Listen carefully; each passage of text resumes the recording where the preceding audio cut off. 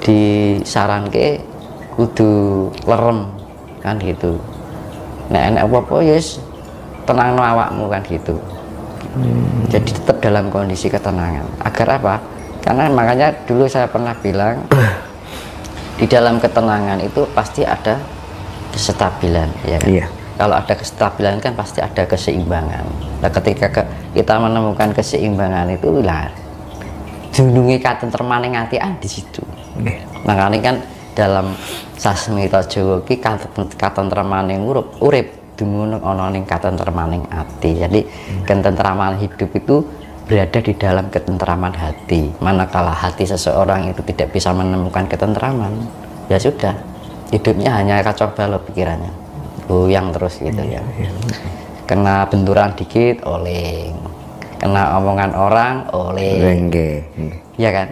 Makanya itu harus perlu pondasi, yaitu namanya ketenangan. Nah, ketenangan itu bagaimana kita bisa agar bisa menjadi pribadi yang tenang? Kita membiasakan relaksasi, makanya diperlukan meditasi. Itu kan relaksasi yang jadi relaksasi itu ya kita melepas segala keluh resah, pikiran-pikiran yang mengganggu tentang kehidupan, sampaikan dulu. Kita lebih berdamai dengan alam, ya kan. Nah, kalau kita sudah bisa berdamai dengan alam itu nanti enak gitu kan. Seakan itu kita hidup tidak sendirian walaupun di dalam kesendirian misalkan. Iya. Selalu ada yang ngayomi, yang melindungi ya Mas ya. Karena alam itu sifatnya menenteramkan sebenarnya. Yang tidak menenteramkan itu sebenarnya kan manusia. Kan gitu. Iya. Nah, selama ini kan manusia diberikan ketenteraman oleh alam, ya kan. Tapi manusianya sendiri tidak mengerti gitu kan. Ya sekarang gini. Kalau alam ini terjadi bencana, ya kan, terjadi musibah di berbagai daerah, nah itu kan salahnya manusia sendiri. Ya, manusia nggak mau mengerti dengan alam, kurang menyatu dengan alam. Gitu kan. Makanya kan perlunya budi pekerti kan di situ. Makanya kan di dalam ajaran Jawa itu lebih mengajarkan untuk ada pendekatan dengan alam. Ya gitu kan. Iya. Jika ingin dekat dengan Tuhanmu ya dekatlah dengan alam. Karena apa? Alam itu adalah Gusti Allah ingkang katon dan gitu. Gusti Allah sing ketok gitu. Dari hal yang kelihatan dan masuk ke dalam tubuh kita. Ya kan? Kan bangetan gitu loh. Sesuatu yang sudah masuk di dalam dan menjadi bagian tubuh kita kok enggak kita sadari. Makanya kan butuh kesadaran. Nah, perlunya kesadaran itu agar hidup kita terbimbing untuk oleh siapa? Ya oleh alam. Karena ada kesatuan manunggal gitu kan. Kemanunggalan gitu, manunggaling kawula Gusti itu maknanya banyak gitu, ya kan. Kita manunggal dengan ciptaan Gusti, itu manunggal dengan Gusti. Manunggaling rasa, manunggaling karsa gitu, ya kan. Pikiran kita bisa ada keharmonian kan, keselarasan, sinergi. Rasane ya iso sinergi. Makanya kan kalau kita bertemu dengan orang yang selaras kan menenteramkan ya. Akhirnya jadi konco curhat. Jadi sandaran hati. Kan gitu.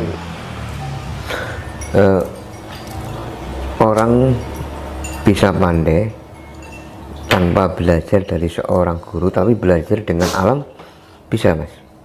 Ya tergantung, Mas. Karena tidak semua orang punya karakter yang sama.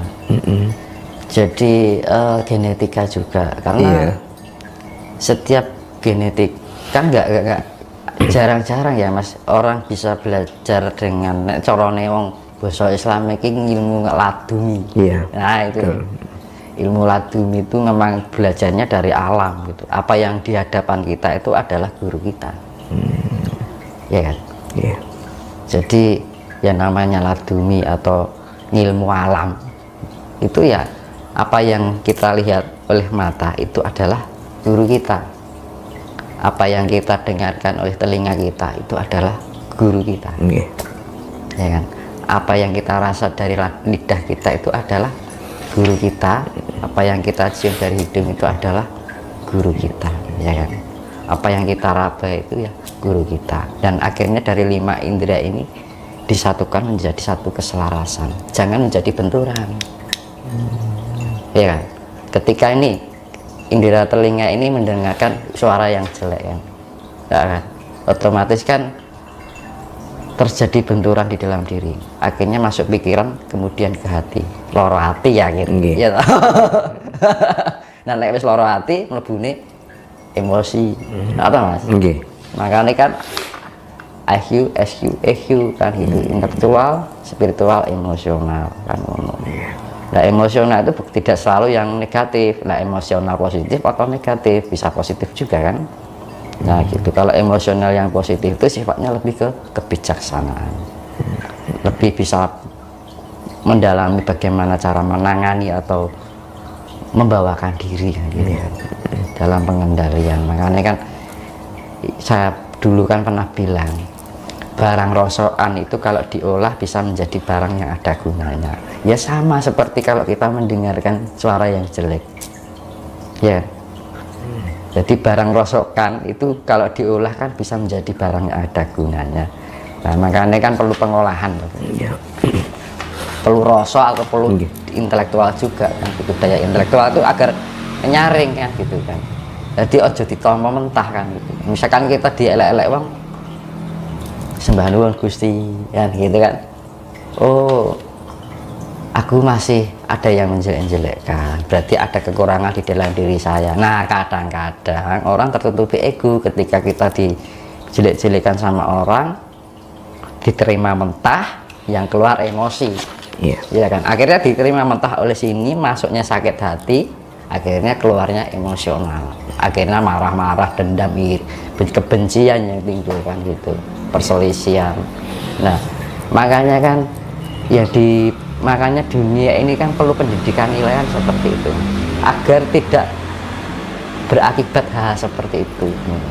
Jadi makanya kan perlu ngolah rasa, ngolah cipta, ngolah rasa, ngolah jiwa, ngolah raga itu kan kayak gitu. Makanya kan di dalam Jawa itu kan ada istilah sembah cipta, sembah rasa, sembah jiwa, sembah raga. Dalam arti kita sembah cipta itu ya kita memelihara sifatnya, pelihara pikiran kita, percantik pikiran kita ya kan, percantik perasaan kita ya, percantik karsa kita atau perilaku kita kan. Kalau kita bisa mempercantik diri kita kan yang keluar adalah cahaya. Nah cahaya ini bisa menerangi. Oh nek akhirnya orang mengeluarkan karisma. Nek wong disawang ki nyenengke ngono lho ya tak, menenteramkan. Wong nyawang tok wis nentremke gitu lho. Gampangane kan gitu. Kadang-kadang kan nek wong energine negatif kan disawang kan wis nganyelke. Nah itu lho.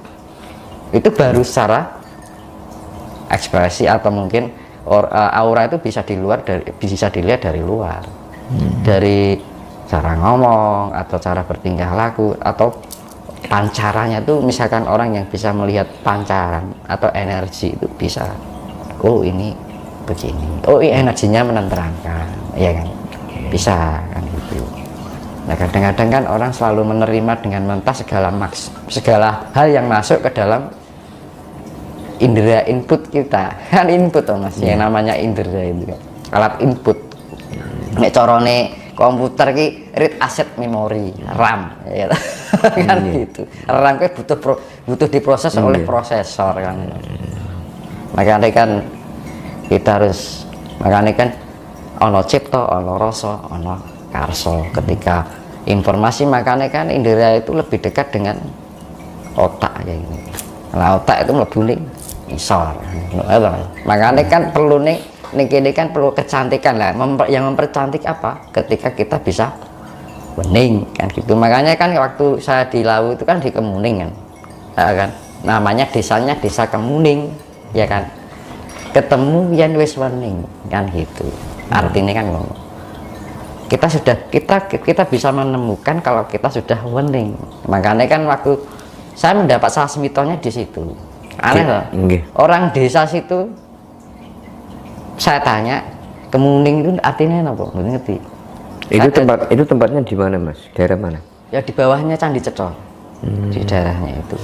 Desanya kan namanya Kemuning. Iya. Kecamatan Ngargoyoso.